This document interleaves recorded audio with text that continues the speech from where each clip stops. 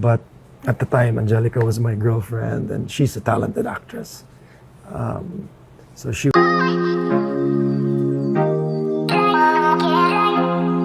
Pinupuri ni Derek Ramsey si Angelica Panganiban na naging ex-girlfriend din niya ilang taon na ang nakalipas.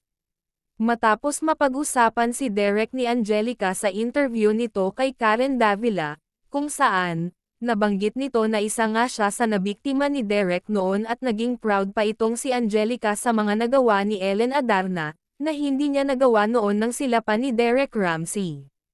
Sa naturang interview nga ni Angelica kay Karen Davila, ay tila naging daan ito ng bagong friendship nila ni Ellen at Angelica kung saan, ay nag-follow na ito sa isa't isa sa IG, at humirit pa nga si Angelica kay Ellen na baka ay makakasama na siya sa group chat ng mga exes ni Derek Ramsey kung saan, ay pinag-usapan ang mga screenshot ng side chick umano ni Derek.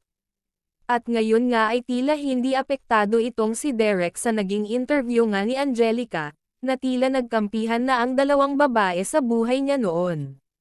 Sa naturang interview nga ni Derek with Bianca Gonzalez, ay puri ni Derek ang pagiging magaling na actress ni Angelica, at binalikan nito ang kanilang nakaraan nang sila ay magkasama pa sa isang pelikula kung saan, ay may promo sila na hindi niya makalimutan.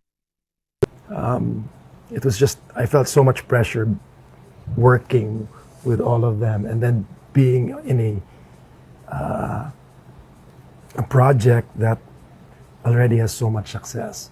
It's so much harder to always do a sequel, right? So yeah, the pressure was pretty intense, but at the time, Angelica was my girlfriend, and she's a talented actress.